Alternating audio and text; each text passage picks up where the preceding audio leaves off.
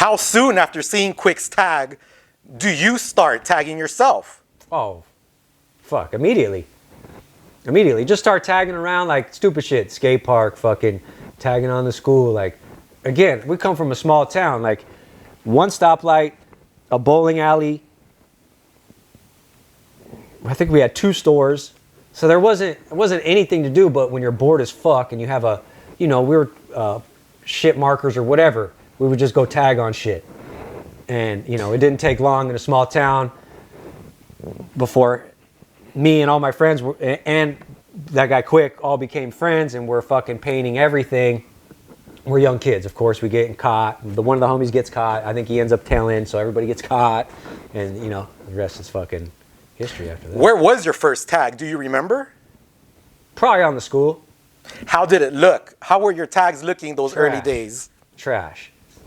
I mean, trash back then and trash all the way up until maybe, I don't know, year 12 of me doing graffiti is when I personally feel like, okay, I kind of am getting better in my eyes. In these early days while writing in Yelm, are you hitting up Sick? Yeah, SIC. I don't have that many. How do you get that name? Where does it come from? I think it was just the slang back then. You know, when something was dope or fresh, you'd be like, oh, that shit's sick. I was like, I'm gonna write Sick.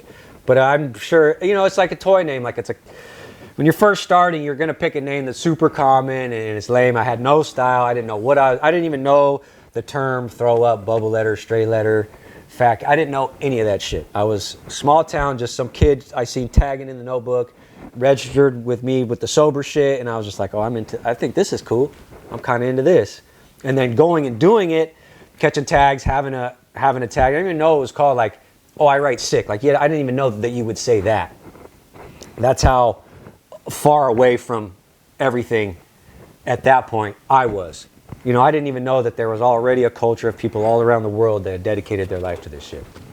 Around this time, you're also writing names like Fievel and Yelm. Can you name a couple of other names that you would write? Back then, I think it was Smoke 2. Yeah, Fievel. Fievel was a good one just because that was my line. I looked like that little character or whatever. So I was like, oh, fuck with Fievel. And then that was pretty much it for like the little Yelm era, like high school era or whatever. Besides SUFER. Oh, Jive. I wrote Jive for a little bit too. Besides SUFER, what's the second longest name you've written? Probably, I wrote Used 88 for a little bit in San Francisco. I had caught like a little bit of beef and I was like, oh, let me just change my name. And that lasted like, I don't know, maybe a month or 2. And then that was it. Like, man, fuck this. Going back to Quick, does Quick teach you any of the rules of graffiti, any of the unspoken rules? Nah, he didn't, just because there wasn't anybody else doing it. We were the only kids in our town that were doing it. So it's not like there was other kids and it's like, oh, don't go over these fools, or, you know, I didn't even, like I said, the culture of graffiti wasn't even in my brain. Like, he wasn't like, oh yeah, tags over throw ups, or, you know, that shit came later once I was in Frisco and really started to study what graffiti was. Do you ever write in school?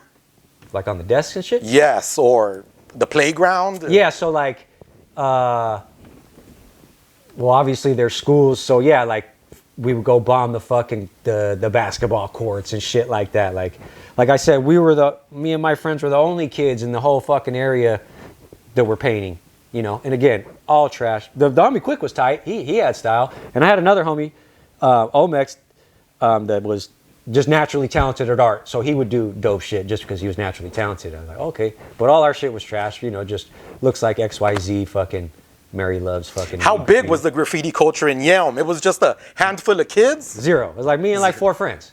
Like, yeah, we had Tacoma and we had Olympia. Olympia probably being like the fucking, the ones we would emulate. And an Olympia writer that when I was young that was like fucking had murals and was sick was this fool Menace, who was also from LFC, which I learned later. That was the same crew that fool Sober's from.